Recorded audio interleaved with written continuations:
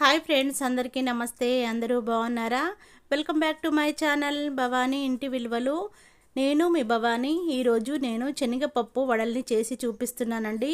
వర్షాకాలంలో కానీ చలికాలంలో కానీ శనగపప్పు వడల్ని చేసుకొని తింటే చాలా టేస్ట్గా ఉంటాయి.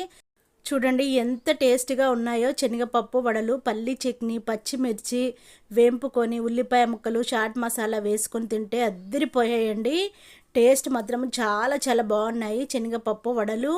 ఇంకా లేట్ ఎందుకండి, చూపిస్తాను పదండి. మీరు కూడా వేడి వేడిగా చేసుకొని మీ పిల్లలకు, మీ హస్బెండ్కు సర్వ్ చేసుకోవచ్చు. 1/2 కేజీ వరకు శనగపప్పును తీసుకొని నానబెట్టేసుకోవాలి 4 అవర్స్ వరకు.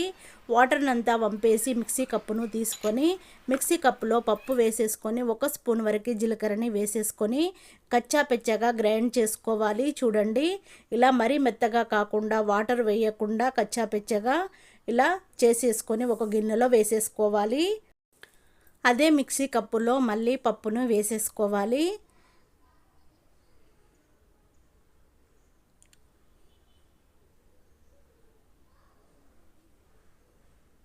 మూత పెట్టేసుకొని గ్రైండ్ చేసుకొని మిగతా పిండిని కూడా గిన్నెలో వేసేసుకోవాలి. మళ్ళీ పప్పును వేసేసుకొని పచ్చిమిర్చిని వేసేసుకోవాలి. 1 స్పూన్ వరకు సాల్ట్ని వేసేసుకోవాలి. మీరు కావాలనుకుంటే కొత్తిమీర, పుదీనా కూడా యాడ్ చేసుకోవచ్చండి. టేస్ట్ చాలా చాలా బాగుంటుంది. నేను అవి వేయకుండానే మిక్సీ పట్టాను. 2 రెమ్మల వరకు కరివేపాకుని వేసేసుకోవాలి.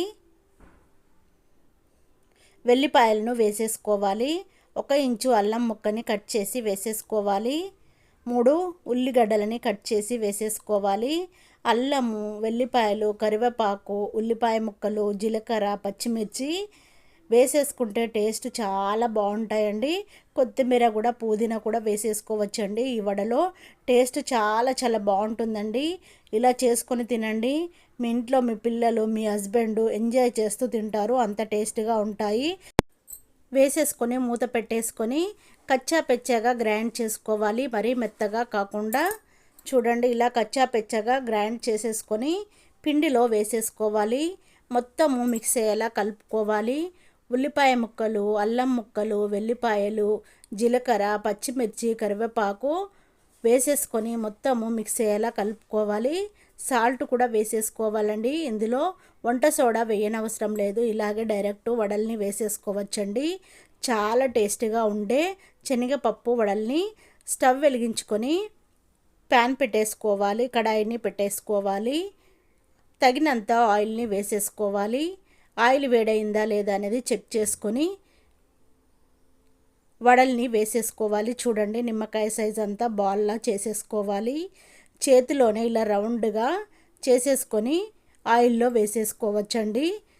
చాలా సింపుల్గా, మనము ఏ మిషన్ అవసరం లేదు, ఏ కవరు అవసరం లేదు. చేతిలోనే ఇలా రౌండ్గా బిల్లల్లాగా రెడీ చేసుకొని ఆయిల్లో వేసేసుకోవచ్చు. చాలా త్వరగా అవుతుంది. మనకి టైం ఎక్కువ కూడా పట్టదు. చాలా సింపుల్గా, ఈజీగా రెడీ అయిపోయే శనగపప్పు వడలు.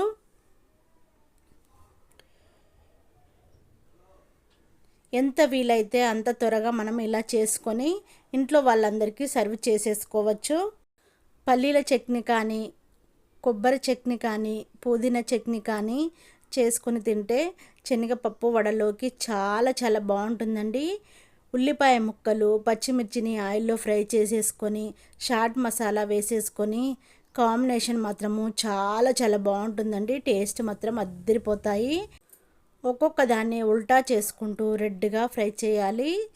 ఇలా రెడ్గా కాలితేనే శనగపప్పు వడలు చాలా బాగుంటాయి. లోపల కూడా మంచిగా ఉడికిపోతాయి. పిండి పిండిగా లేకుండా మంచిగా ఉడుకుతాయి. లేదంటే పిండి పైన రెడ్గా ఉండి లోపల పిండి పిండిగా ఉండే అవకాశం ఉంటుంది. రెడ్గా కాలిన తర్వాత ప్లేట్లోకి తీసుకోవాలి. మళ్ళీ పిండిని తీసేసుకొని రౌండ్గా బిల్లల్లాగా రెడీ చేసేసుకొని ఆయిల్లో వేసేసుకోవాలి. ఎన్ని కావాలనుకుంటే అన్ని వడలని వేసేసుకోవాలి. మీరు పిండిని మొత్తము ఒకేసారి చేసుకోవాలని ఏమీ లేదు. సగము పిండి తీసి ఫ్రిడ్జ్లో పెట్టేసుకొని మళ్ళీ మిగతా టైంలో కూడా చేసుకోవచ్చు.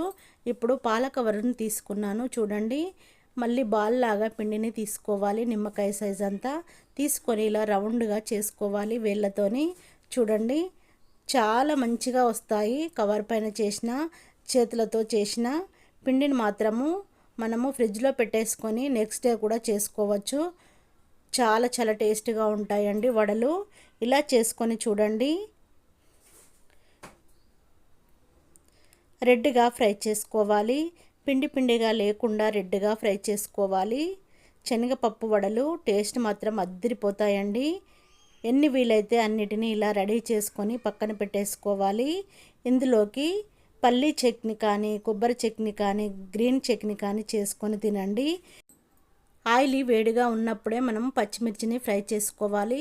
వడలు చేసుడు పూర్తయిన వెంటనే అదే ఆయిల్లో పచ్చిమిర్చిని వేసేసుకొని ఫ్రై చేసుకొని కొంచెము సాల్ట్ను చల్లి పక్కన పెట్టేసుకోవాలి. చూడండి నేను చేసిన శనగపప్పు వడల్ని ఒక ప్లేట్లో పెట్టి పచ్చిమిర్చితో గార్నిష్ చేసి చూపిస్తున్నాను.